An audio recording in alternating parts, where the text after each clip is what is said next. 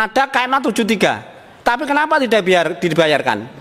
Padahal di KMA itu malahan komplit, termasuk ada masa kerja, tapi malah tidak dibayarkan.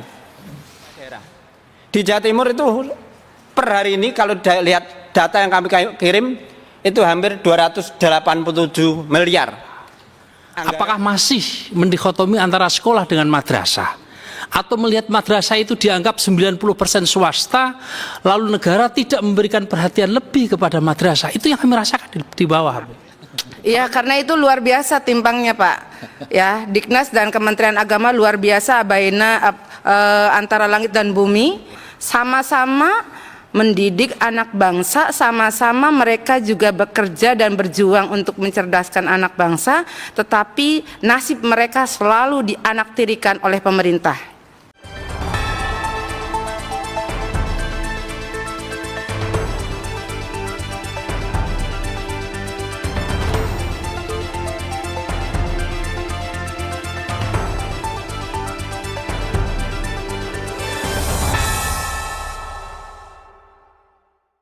Pertama terkait dengan permasalahan P3K Kemenak RI yang pada saat ini belum mengakomodir terhadap guru-guru madrasah swasta.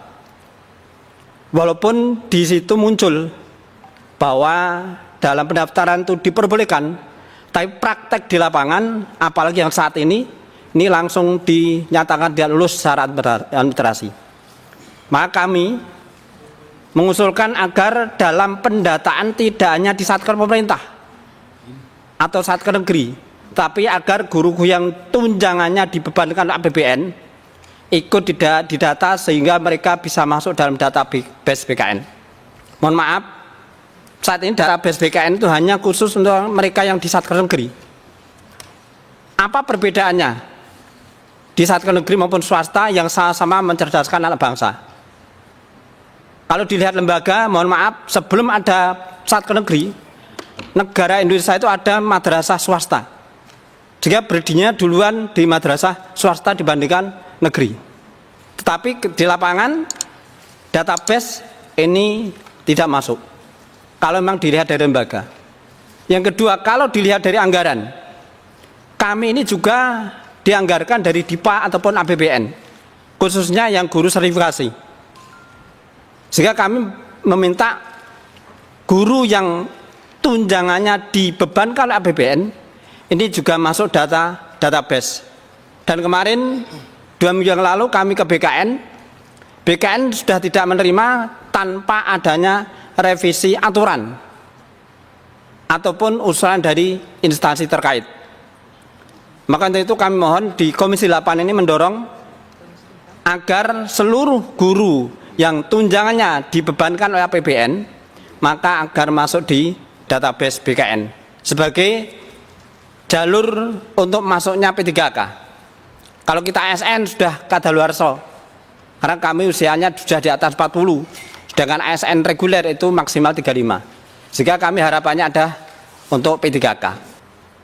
Terkait dengan TPG terhutang, perlu kami sampaikan ada 2 TPG terhutang. Pertama, TPG khususnya impasing yang tahun 2021 mereka menerima SK impasing, tetapi sampai tahun 2014 tidak dibayarkan impasingnya, tetapi hanya dibayarkan sertifikasi biasa. Artinya hanya 1.500.000, harusnya minimal 2.500.000. Tapi dibayarkan. Padahal masa itu ada KMA 73, tapi kenapa tidak dibayarkan?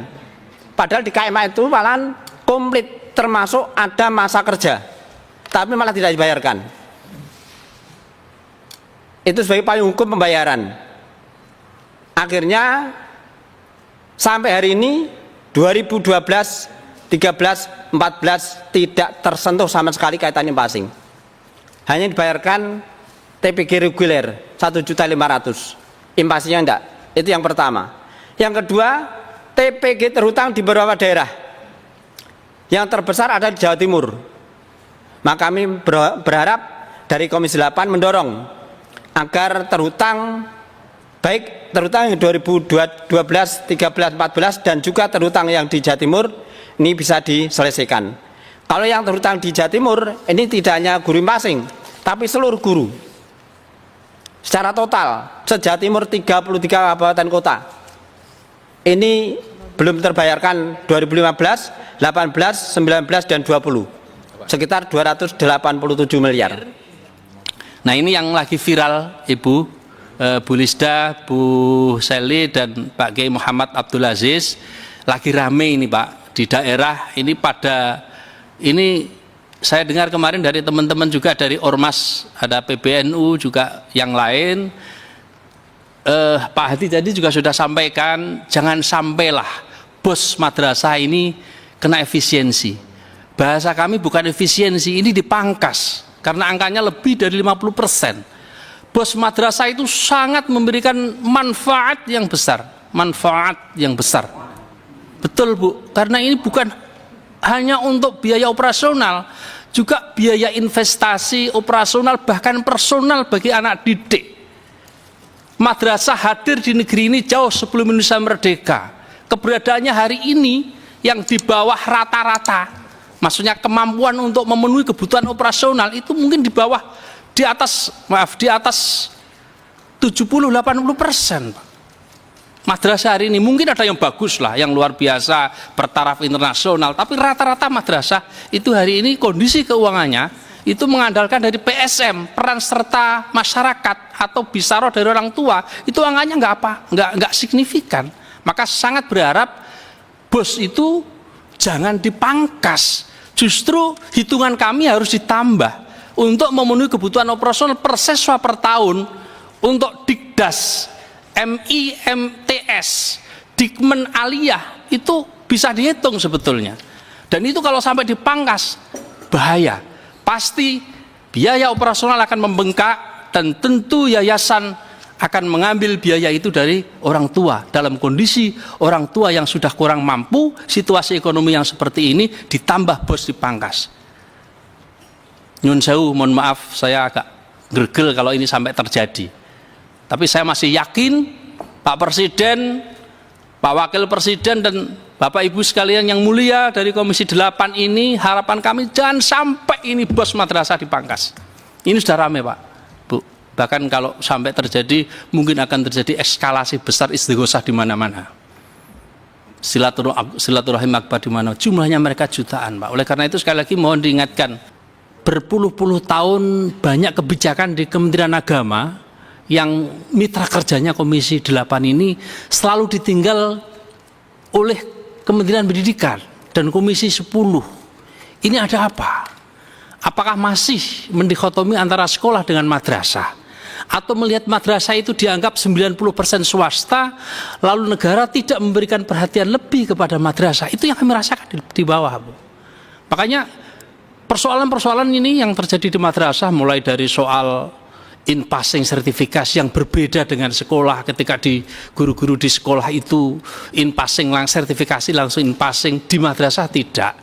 Ketika ada penerimaan P3K di madrasah ditinggal, ketika pencairan TPK madrasah belum, sekolah sudah, belum yang lain-lain, selalu kita berada di posisi termarginalkan dalam pengambilan kebijakan di negeri ini. Ada apa gitu. Oleh karena itu jenengan ini pahlawan-pahlawan di Komisi 8 kalau bisa mensejajarkan proporsional antara sekolah dengan madrasah dalam konteks kebijakan pendidikan di negeri ini tanpa dikotomi negeri dengan swasta, sekolah dan madrasah, kami akan mendoakan panjenengan semua doa yang terbaik untuk kita semua, karena saya yakin jenengan lebih mulia karena di Komisi 8 yang membidangi soal-soal urusan pendidikan keagamaan. Oleh karena banyak sekali aspirasi-aspirasi yang dari pertama sampai dengan yang ketiga, ya berharap dari semua yang disampaikan itu ada usaha dari Komisi 8 betul-betul memperhatikan apa yang menjadi keinginan para guru-guru madrasah, terutama guru yang memang sampai saat ini mereka belum bisa dikasih kesempatan, terutama yang di swasta. Mohon maaf, kalau yang ASN mah alhamdulillah wa syukurillah, sudah banyak syukurnya. Walaupun ASN di Jakarta sangat berbeda dengan ASN yang ada di Diknas Jakarta ya, terutama. Ya, karena itu luar biasa timpangnya Pak. Ya, Diknas dan Kementerian Agama luar biasa antara langit dan bumi. Mereka punya tunjangan daerah yang luar biasa, satu gaji, dan kami ya alhamdulillah banyak syukurnya walaupun tidak sama. Namun ya yang terjadi di kita adalah rasa syukurnya saja.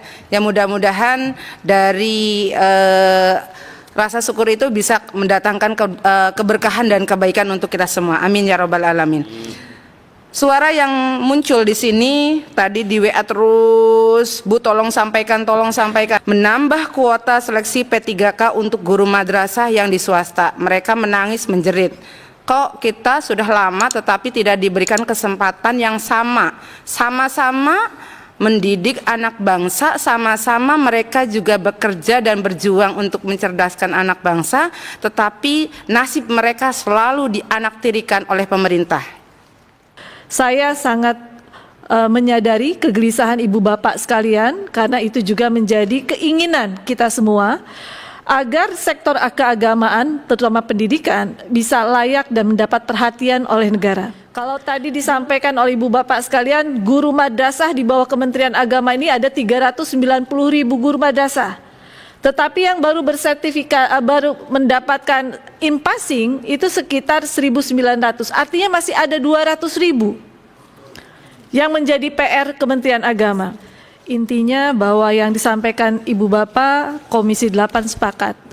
Untuk mencerdaskan anak bangsa ini bukan hanya kewajiban dari Kemendikdas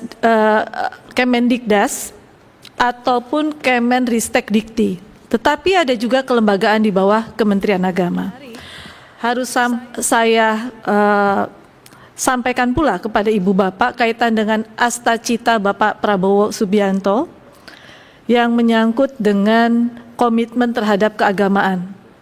Meningkatkan pendidikan dan layanan kesehatan dukungan terhadap pesantren dan sekolah berbasis agama, termasuk insentif bagi guru-guru agama dan peningkatan fasilitas madrasah.